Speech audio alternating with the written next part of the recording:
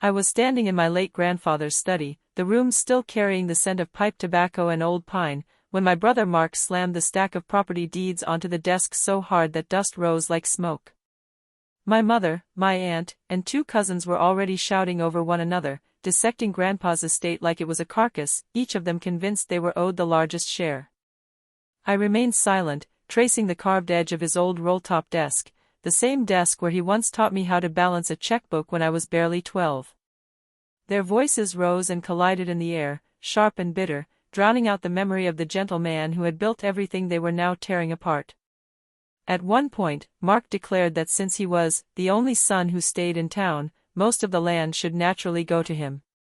A ridiculous claim, but everyone seemed too entrenched in their own battles to challenge it. I watched them argue with a strange calm, like observing a storm from behind a window. Maybe it was shock, maybe resignation, but something in me felt outside the scene, detached, waiting. Then my cousin Leah tossed a key across the table, annoyed that it wasn't for any of the property safes they hoped contained supplemental deeds. It skittered toward me, landing by my hand. I almost set it aside without thought, but something about it felt familiar. A small brass key. Engraved on one side was a tiny emblem I hadn't seen since childhood, a flower with 5 petals, the same doodle my grandfather always drew when signing notes to me. A strange pull nudged at my memory. I slipped the key into my pocket while no one looked. As the shouting grew louder, I quietly left the room and walked down the hall toward Grandpa's old workshop, a place none of the others ever bothered with. When I slid the key into a nearly invisible lock built into the side of his tool cabinet, something clicked with startling clarity. The panel shifted, revealing a locked binder sealed in wax. My name was written in his familiar sharp handwriting. Then I saw the title stamped on the front, the Granddaughter Trust. And in that moment, as the voices echoed down the hall and my hand trembled over the wax seal, I realized I held something far more powerful than any of them knew. But I had no idea just how much destruction, truth, and quiet justice this discovery was about to unleash. My name is Margaret Hale, though most people call me Maggie, and I turned 62 this spring. Age has a strange way of sharpening your clarity, like someone wiping fog from a mirror you've stared into for decades. I'd spent most of my life being the peacemaker, the quiet one in a loud family, the dependable daughter who showed up for every medical appointment, every storm cleanup, every uncomfortable holiday dinner. Maybe that's why no one considered me a threat. To them, I was simply the calm middle child with soft opinions and reliable casseroles. They forgot that still water can hide a current strong enough to pull an entire ship under. I had always adored my grandfather. He was a craftsman, a soft-spoken man with large calloused hands and a sharp financial mind he rarely flaunted. He taught me how to sand wood, how to measure twice and cut once, how to store receipts in labeled envelopes before computers were common. He used to joke that I inherited the Hale brain, even if the rest of the family pretended women were only meant for hospitality and predictable domestic roles. That key, small, unassuming, nearly discarded, felt like he was speaking to me again, guiding me. But at that moment, I was still unsure if the trust was valid, if it held real assets, or if it was some sentimental project he never completed. Still, I felt a strange sense of purpose slip into my bones. Something in me straightened, like an old beam settling back into place. The trust binder was heavier than it looked, embossed leather worn at the edges. Inside were documents dated more than 20 years back. They hadn't yellowed, he must have stored them carefully. His handwriting appeared on nearly every page, alongside signatures from attorneys I didn't recognize. My breath caught as I skimmed the introduction, "My granddaughters shall inherit that which cannot be corrupted by greed." My chest tightened. It wasn't just sentimental. It was legal. Detailed. Intentional. But before I could read further, a voice called down the hall, sharp as a whip, "Maggie. We're dividing the lakefront parcel. Get in here." I wasn't ready to reveal anything. Not yet. My fingers curled protectively around the binder's spine. I closed the hidden cabinet, tucked the binder into a tote bag, and walked back toward the chaos with a steady face. They had no idea I carried something that could change everything, including how each of them would be forced to face themselves. And I wasn't yet sure if I was ready for the storm this truth would bring. If you've never seen a family unravel over land and money, picture a quilt coming apart stitch by stitch, not torn, not ripped, just slowly undone by the unspoken resentment hidden in every seam. That was us. The Hales. A family that looked respectable from afar but frayed when touched. My mother, Judith, was 80 and carried the brittle authority of someone who believed age equaled correctness. My Aunt Ruth, my father's sister, had always been competitive with my mother, turning every holiday into a passive-aggressive duel. Their children, my cousins Leah and Spencer, inherited that tension like a family heirloom. And then there was my brother Mark, the self-appointed heir apparent. He believed everything belonged to him simply because he lived closest to Grandpa's land. He claimed duty, but really, he enjoyed the power of proximity. The others entertained the idea because it was easier than challenging his bluster. For years I played the quiet mediator, the one who smoothed edges and swallowed frustration. But grief and greed amplify everything. The moment Grandpa's will was opened and the lawyer explained that some assets were missing from the inventory, land he owned outright decades ago, everyone began hunting for advantage. Suspicion spread like smoke. Every silence was interpreted as scheming. Every disagreement as betrayal. Mark insisted there must be additional deeds locked away, maybe a hidden box somewhere. Leah declared she remembered Grandpa saying he wanted the cabins to stay in the younger generation, conveniently meaning herself and her brother. Aunt Ruth accused my mother of influencing the original estate planning years ago. My mother snapped back that Ruth had always been jealous. I watched it escalate until I felt exhausted down to my bones. The longer they argued, the more clearly I saw the family for what it truly was, people who valued Grandpa's assets far more than they valued his memory. It stung, but it also clarified something inside me. I realized that if I didn't keep my discovery quiet, they would tear the trust apart before I even understood what it contained. So I listened, nodded occasionally, and let them assume I was my usual agreeable self while the weight of the binder in my bag felt like a heartbeat.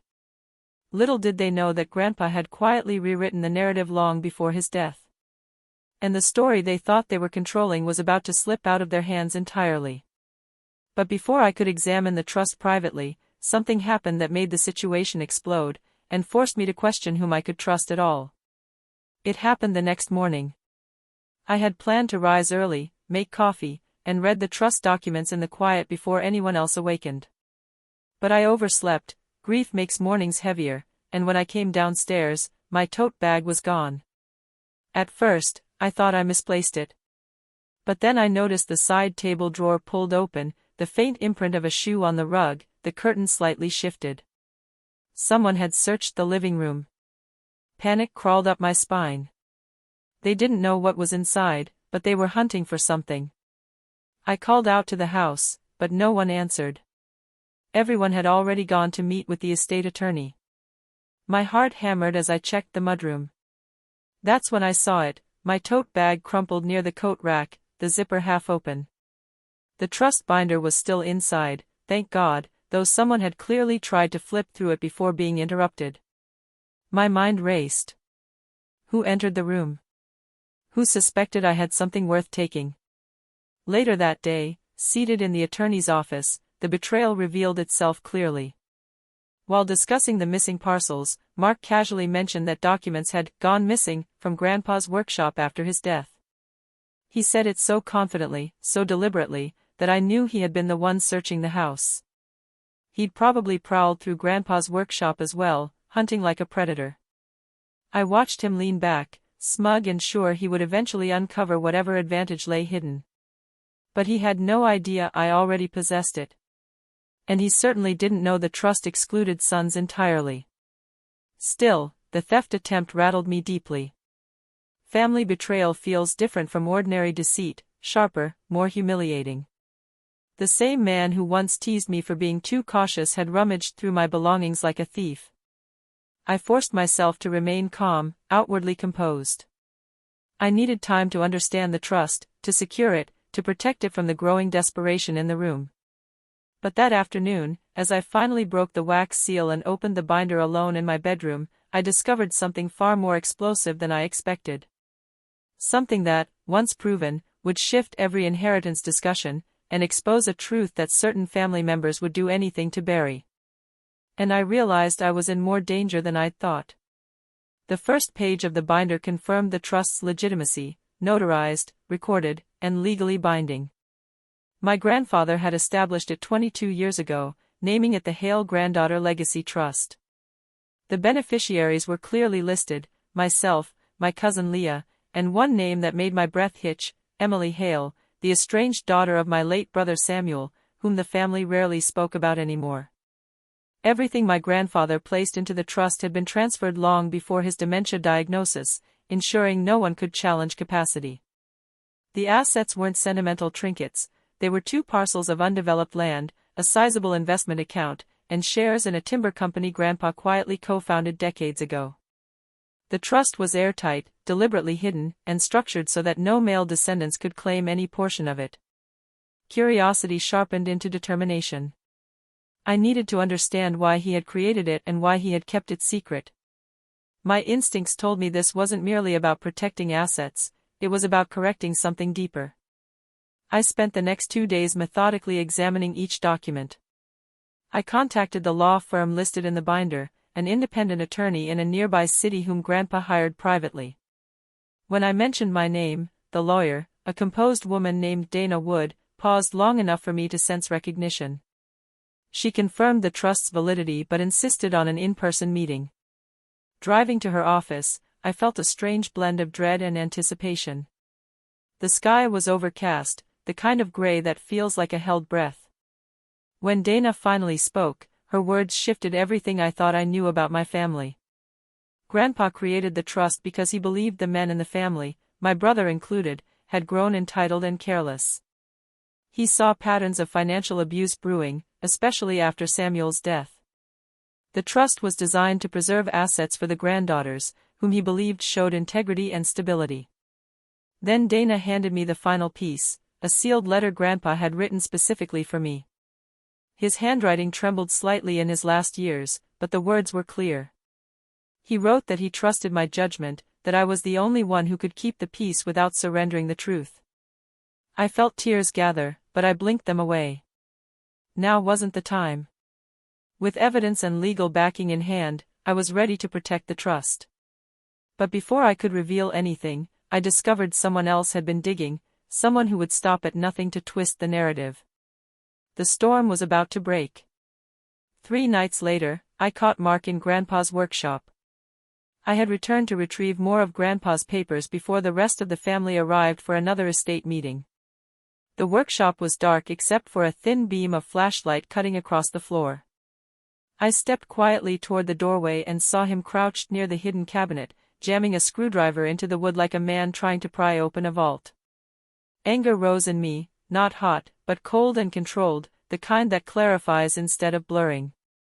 I stepped fully into the light. "If you break that cabinet," I said, "you'll destroy the only thing keeping this estate intact." He spun around, startled. His face twisted when he realized I'd caught him. "You're hiding something," he hissed. "I know you are. You're always sneaking around. Grandpa probably trusted you more, but that doesn't mean you get everything." His projection was almost laughable. I simply crossed my arms, steady as granite. "If you believe I'm hiding something, call a lawyer. But breaking into Grandpa's property is a felony. Is that really the route you want to take?" He froze. Logic had always been his weakness, emotion his compass. He muttered something unintelligible, then stormed past me. But his desperation solidified my decision. I couldn't hide the truth much longer. If I waited, someone would act recklessly enough to cause irreparable damage. The next morning, I contacted Dana again, telling her I wanted to convene a formal meeting with the family and the estate attorney. She agreed and prepared the necessary documents. My nerves jittered under the surface, but clarity carried me. This wasn't about revenge fueled by vengeance. It was about justice shaped by truth. As I drove back home, the winter wind rippled across the lake, and the house came into view, lights glowing, silhouettes moving inside, tension hanging like static. I knew once I stepped through the door with the trust in hand, nothing would be the same. But I wasn't afraid anymore. Grandpa had chosen me for a reason. And I intended to honor him, calmly, precisely, and with the full weight of the truth behind me. The next afternoon, everyone gathered around the long dining table, the same table where Grandpa once carved Thanksgiving turkeys with a smile that filled the whole house. Now, the air was heavy with accusation and impatience.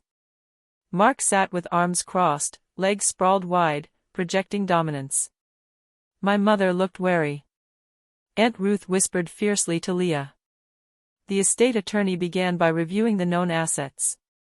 Then he nodded to me. Mrs. Hale has something to present. I stood, placed the binder on the table, and let the silence settle like snowfall. Grandpa created a trust 22 years ago, I said, voice steady. It contains assets not listed in the will because they were legally transferred beforehand. The trust is valid, notarized, and protected. Mark scoffed. And you conveniently found this? Alone? I ignored him and opened the binder. The beneficiaries are the granddaughters, myself, Leah, and Emily. A stunned quiet filled the room. Leah covered her mouth. My mother blinked hard. Then Mark exploded. That's illegal. Grandpa wouldn't cut out the grandsons. The attorney calmly slid a document toward him.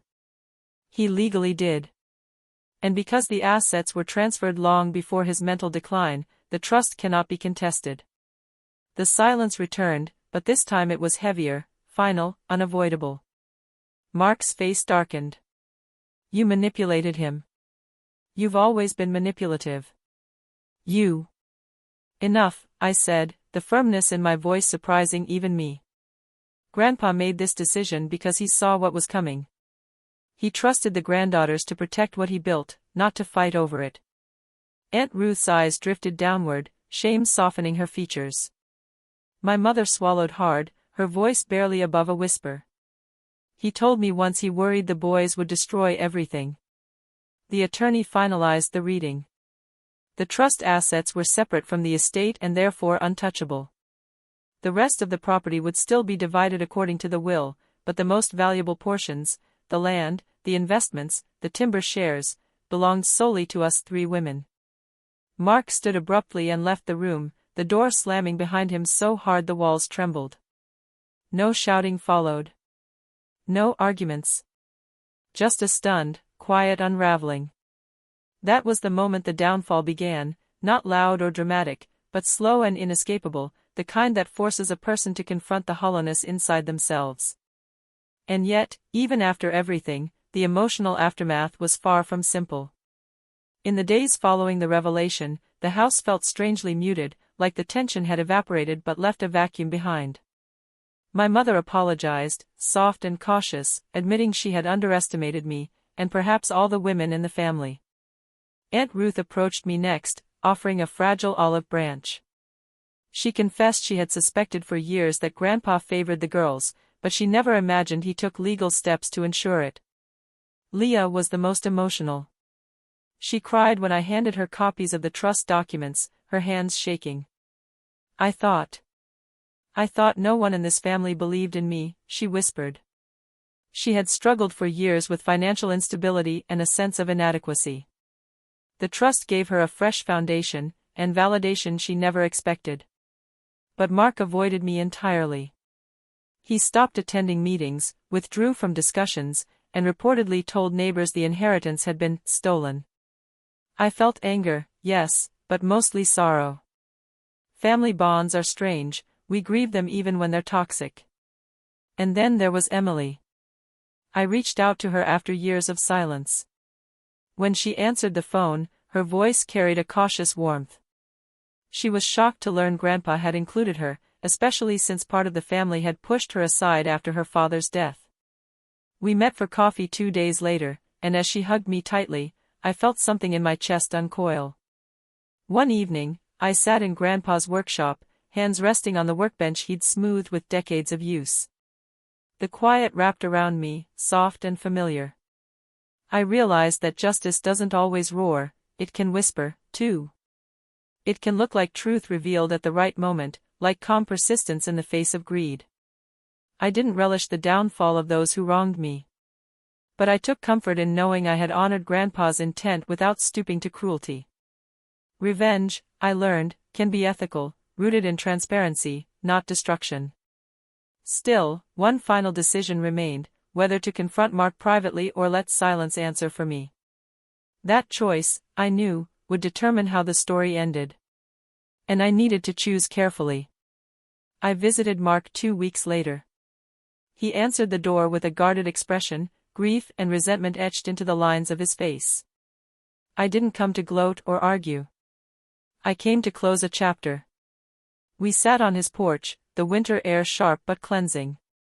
I didn't choose this, I said gently. Grandpa did.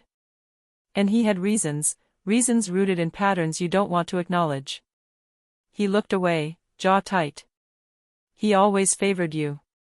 No, I said. He trusted me because I never tried to take from him. For a long moment, neither of us spoke. Then something in him seemed to crack, small, but real. What do you want from me? He asked. Nothing, I replied. Just peace. I left him with that. Whether he chose to grow or remain bitter was no longer mine to manage. My responsibility was to honor the legacy entrusted to me and to move forward with integrity and gratitude. In the end, the trust wasn't just about land or money. It was about restoring balance in a family tilted too long toward entitlement. It was about a grandfather who saw farther than any of us realized, who believed the women in his family carried the resilience, wisdom, and moral steadiness to preserve what mattered. And perhaps it was about me learning that staying quiet isn't the same as being weak. Sometimes silence is simply potential waiting for the moment to speak truth with clarity and strength. If there is a lesson in all of this, it is this: when people fight over property, they reveal what they value most. But when truth emerges, patient, documented, undeniable, it reveals who they really are. And sometimes, justice is not loud retaliation. Sometimes it is a quiet key discovered in the middle of a family argument, unlocking not just a trust, but a transformation.